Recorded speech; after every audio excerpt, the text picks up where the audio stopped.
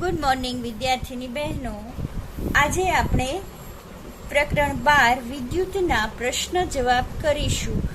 તમારે આ પ્રશ્નના જવાબ તમારી નોટબુકમાં પણ લખવાના છે. પ્રશ્નના જવાબ સાથે આપણે પાઠનું પુનરાવર્તન પણ થઈ જશે, એટલે સાથે સાથે આપણે પુનરાવર્તન પણ કરીશું.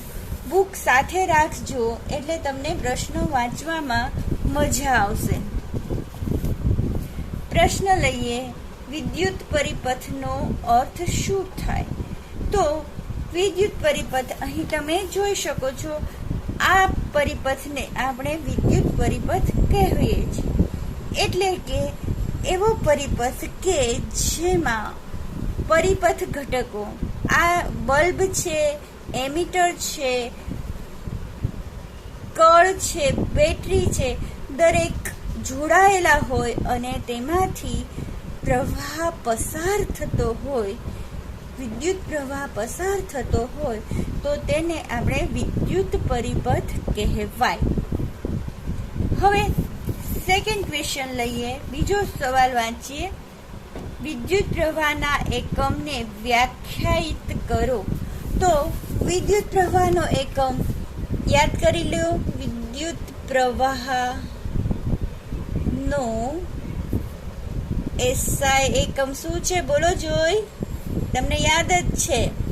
Yes, ampere. એને આપણે એ વડે દર્શાવ્યો હતો. અને 1 એમ્પિયર બરાબર આપણે શું લખ્યું હતું? 1 વોલ્ટના છેદમાં 1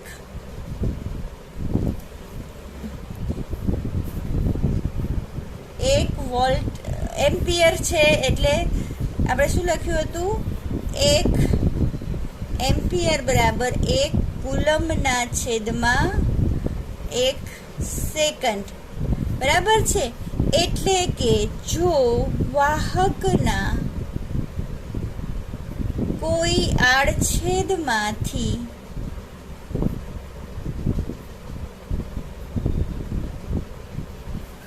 એક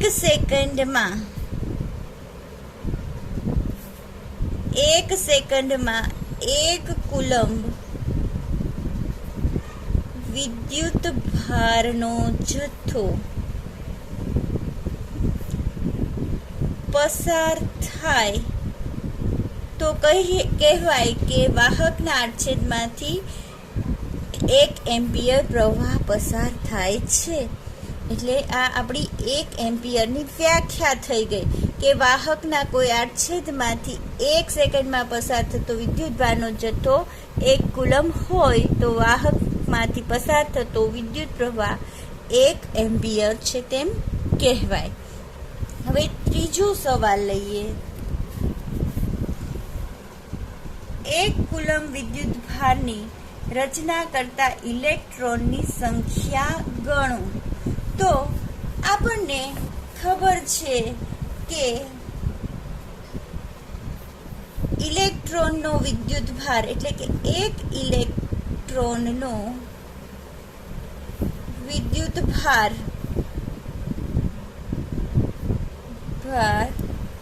કેટલો છે?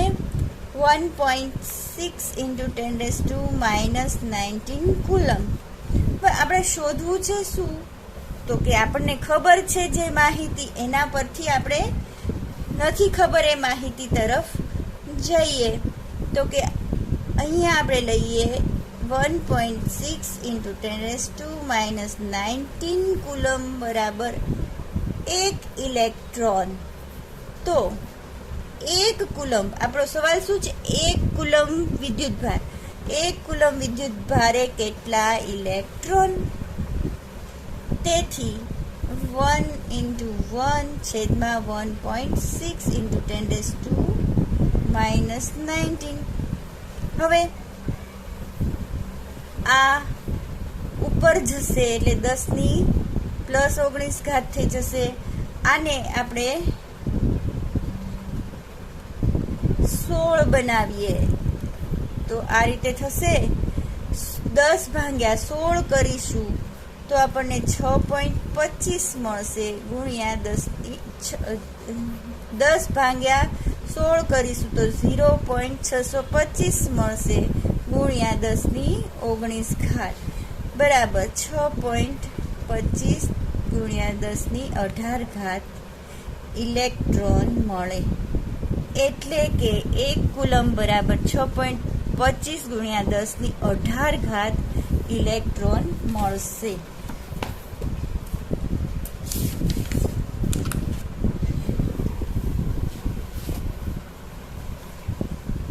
પછીના પેજ પરના સવાલ પર જઈએ. પેજ નંબર છે 312. વાહકના બે છેડા વચ્ચેના વિસ્થિતિમાનનો તફાવત જાળવી રાખવા મદદ કરતા ઉપકરણનું નામ આપો.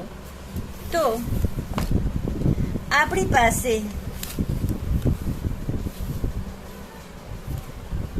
પાસે વાહક એટલે કે બલ્બ હોય, અવરોધ હોય, ઇસ્ત્રી હોય, બરાબર છે. અહીં આપણે વાહક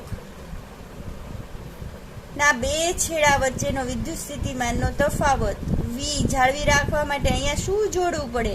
તો કે અહીંયા આપણે બેટરી જોડવી પડે. બેટરી જોડીએ અથવા તો બેટરીને બદલે બીજું શું વાપરીએ છીએ? વિદ્યુત સેલ. એટલે આપણો જવાબ શું થશે? કે બે છેડા વચ્ચેનો વિદ્યુત સ્થિતિમાનનો તફાવત જાળવી રાખવા માટે બેટરી અથવા વિદ્યુત સેલની જરૂર પડે. હવે આપણે જઈએ ક્વેશ્ચન નંબર 2 પર.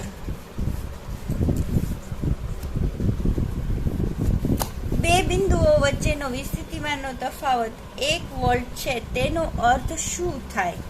તો વિદ્યુત સ્થિતિમાનના તફાવતની વ્યાખ્યા આપણે આપી હતી. શું વ્યાખ્યા આપી હતી? તો કે એકમ ધન વિદ્યુત ભારને એક બિંદુએથી બીજા બિંદુએ લઈ જવા કરવું પડતું કાર્ય, બરાબર છે. એના ઉપરથી આપણે લખ્યું હતું કે 1 વોલ્ટ વિસ્થિતિમાનનો તફાવત બરાબર 1 જૂલ કાર્ય છેદમાં 1 કુલમ ધન વિદ્યુત ભાર. એટલે અહીંયા આપણને એમ કીધું હોય કે વિદ્યુત સ્થિતિમાનનો તફાવત 1 વોલ્ટ છે, તો એનો અર્થ શું થાય? તો કે 1 કુલમ ધન વિદ્યુત ભારને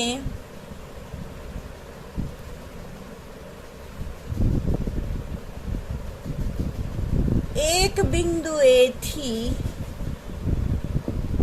બીજા બિંદુએ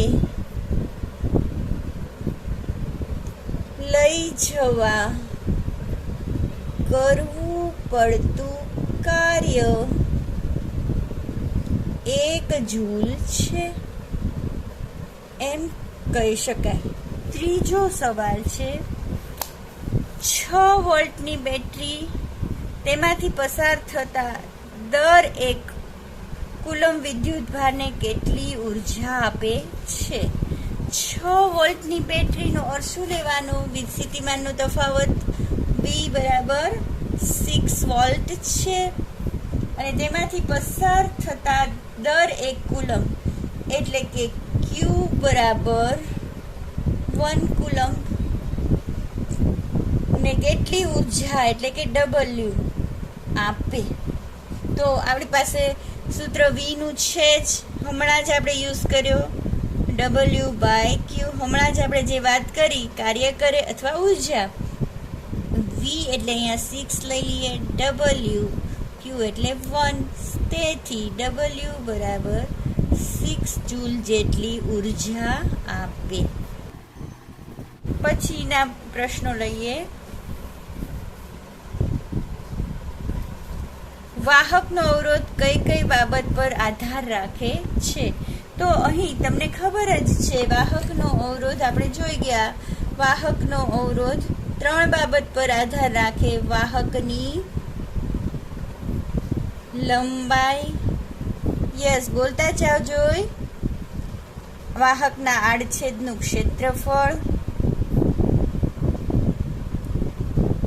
અને ત્રીજું વાહકના દ્રવ્યની જાત પર આધાર રાખે છે.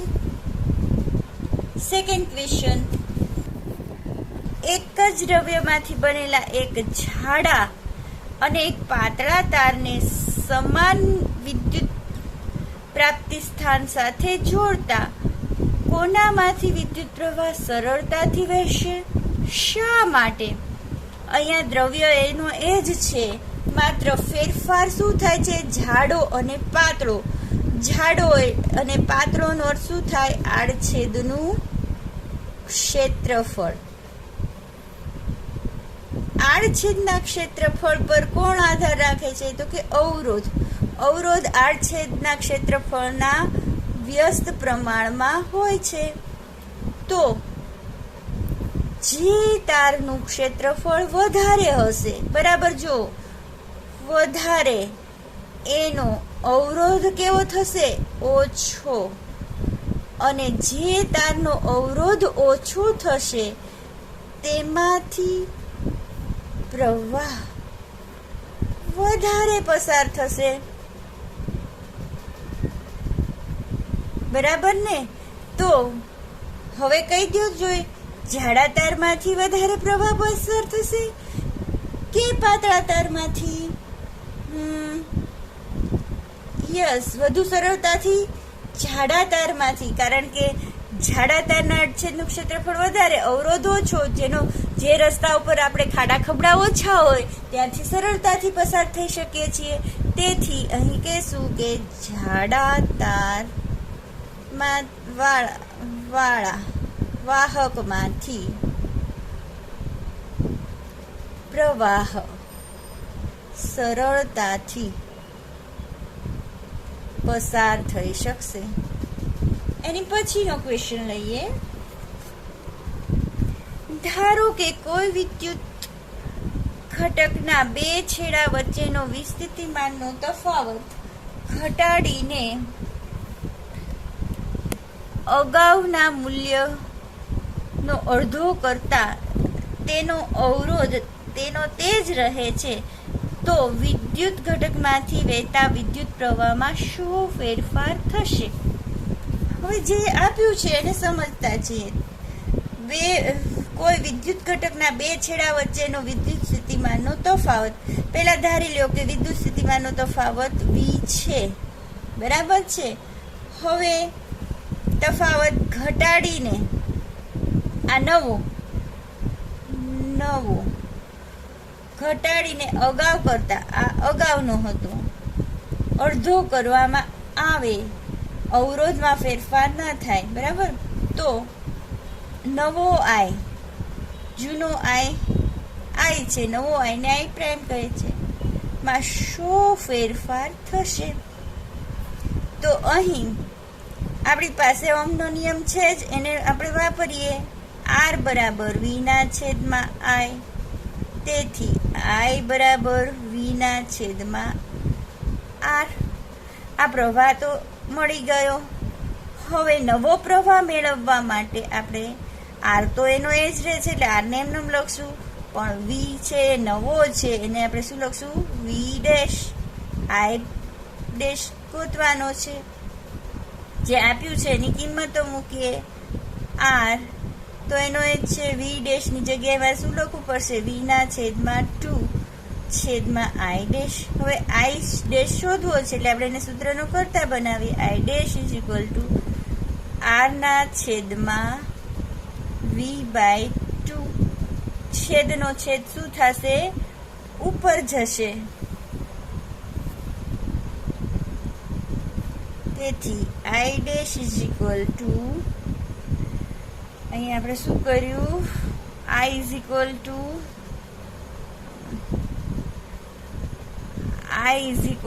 ટુ V ના છેદમાં R આવવું જોઈએ ને. ખાલી આ બેનો જ ફેરફાર થાય છે, બરાબર છે. I dash is equal to V ના છેદમાં 2R.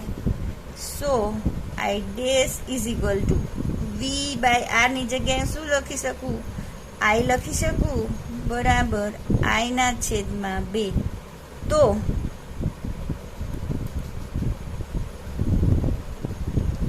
તો અહીં શું થાય છે? તો કે હું વીજ સ્થિતિમાનનો તફાવત અડધો કરું છું, તો પ્રવાહ પણ અડધો જ થશે. એટલે કે બી સ્થિતિમાનનો તફાવત અને પ્રવાહ સમપ્રમાણમાં છે, એટલે જો અડધો કરવામાં આવે તો પ્રવાહ પણ અડધો જ થાય. ચોથો સવાલ લઈએ.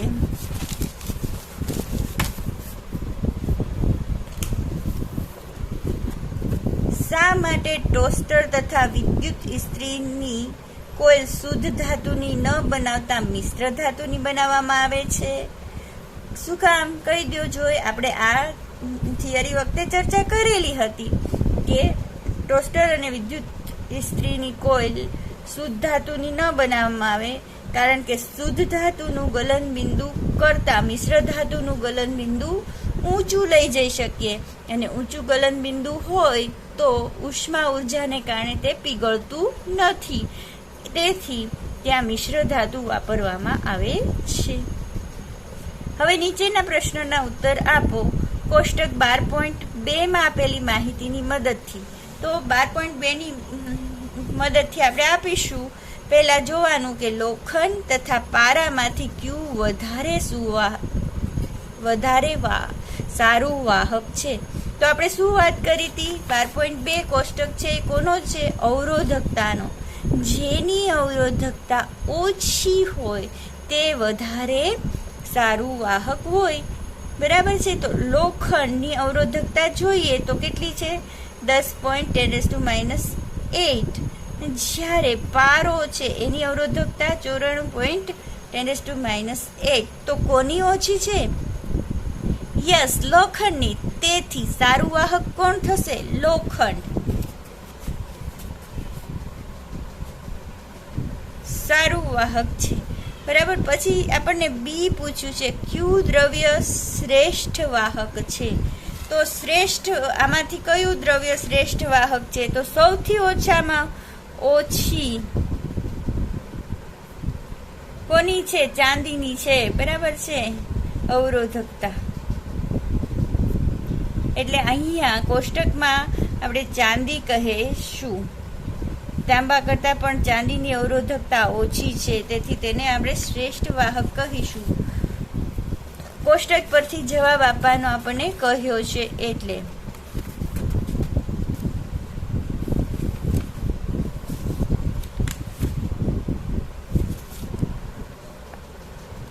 પેજ નંબર 213 પર જઈએ.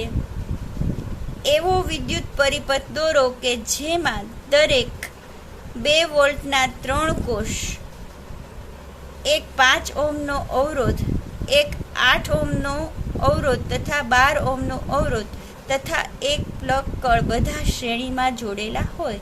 તો આપણને જે શરત આપી છે તે પ્રમાણે અહીં આપણે પરિપથ દોરવાનો છે.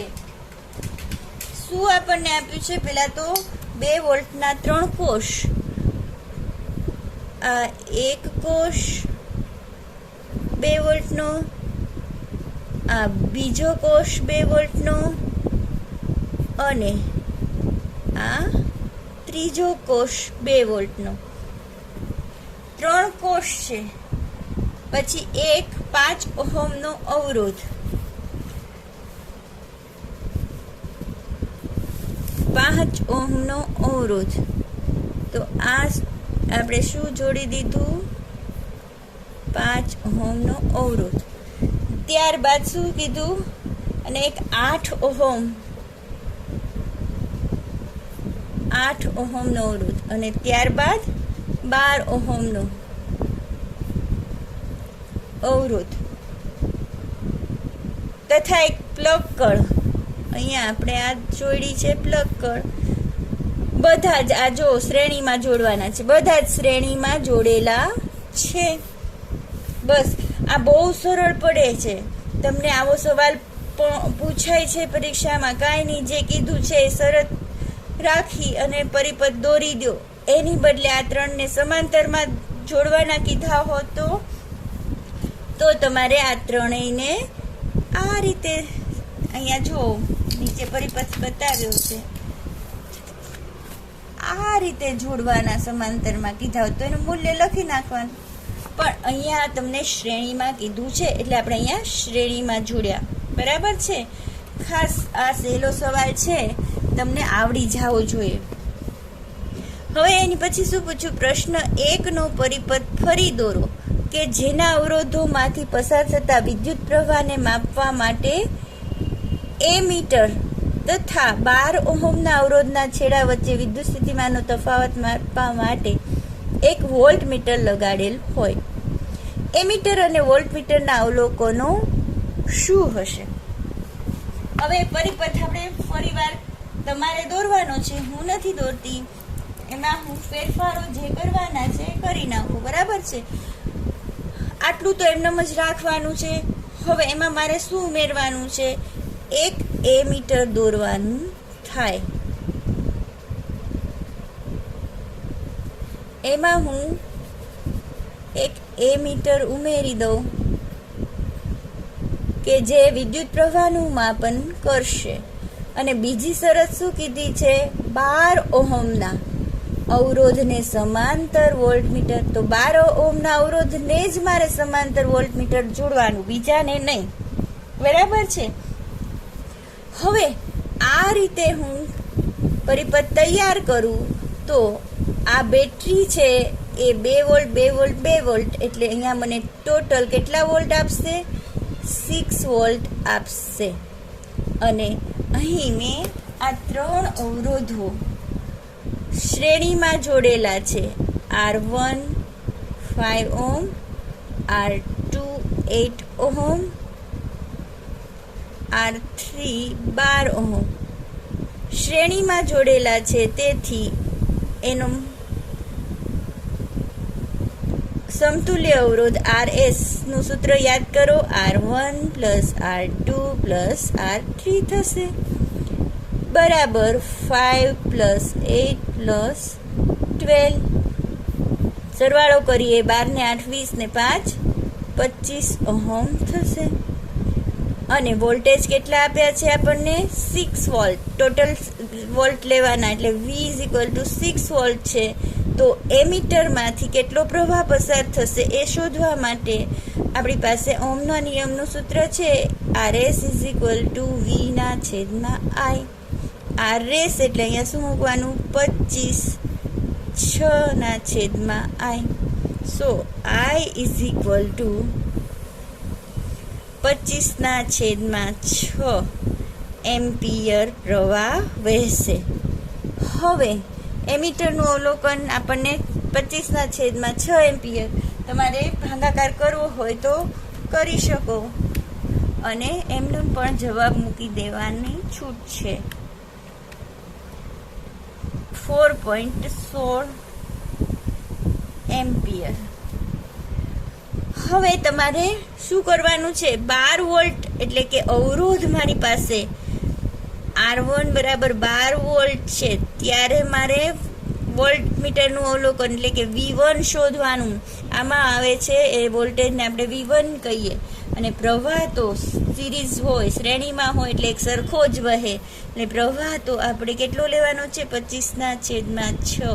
એટલે આપણને છેદ ઉડાડવામાં સહેલું પડે, આ નહીં લઈએ ગણતરીમાં. તો ફરીવાર R1 બરાબર V1 ના છેદમાં I. R1 એટલે 12 મૂકીએ, V1 ગોતવાનો છે, I એટલે 25 ના છેદમાં 6. તેથી V1 બરાબર 12 ગુણ્યા 25 ના છેદમાં 6. 6 2 12, 25 દુ 50 વોલ્ટ. તો આ રીતે તમે ગણતરી કરો તો તમને વધારે સહેલી પડે. એટલે આપણે છેદ નહીં ઉડાડતા રાખી દઈએ. તમે ત્યાં આગળ કેલ્ક્યુલેટરની છૂટ ના હોય તો ભાગાકાર કરવાનો ટાઈમ બગાડવાનો નહીં, પછી છેલ્લે સમય મળે તો કરવાનો. આજે આપણે આટલા પ્રશ્નો રાખીએ. આવતા લેક્ચરમાં વધારે પ્રશ્નો કરીશું.